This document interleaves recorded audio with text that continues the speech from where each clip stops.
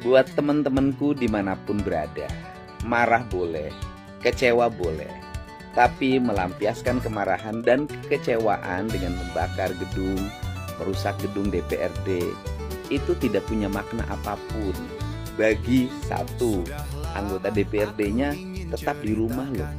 Ketika di rumah mereka tetap punya penghasilan dan pendapatan.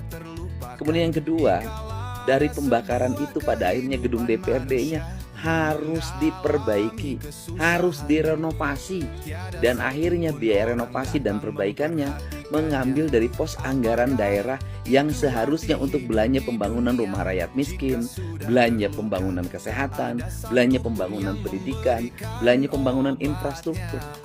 Kemudian yang berikutnya adalah akan tumbuh rasa cemas. Kalau rasa cemas tumbuh, maka toko tutup, warung tutup, kemudian pabrik tutup.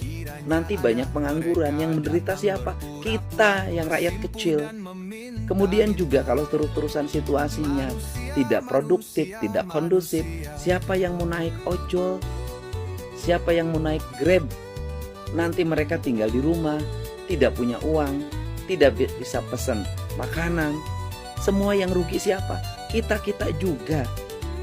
Orang-orang yang kaya, dia bisa pergi ke luar negeri, membawa uangnya ke luar negeri, tinggal di sana, nyaman, tenang. Nah kalau uangnya lari ke luar negeri, yang rugi siapa lagi? Kita.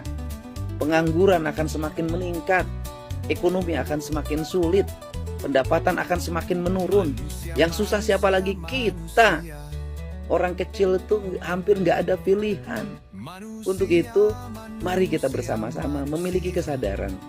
Kita tahu teman-teman marah, kecewa, tapi kemarahan dan kekecewaannya jangan dilampiaskan dengan melakukan perusakan yang merugikan diri kita sendiri.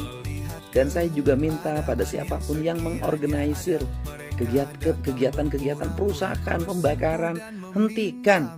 Negara sangat rugi, rakyat rugi, rakyat kecil makin rugi dan akan makin menderita. Itu saja yang saya dapat sampaikan. Terima kasih. Semoga kita semuanya bisa saling menahan diri.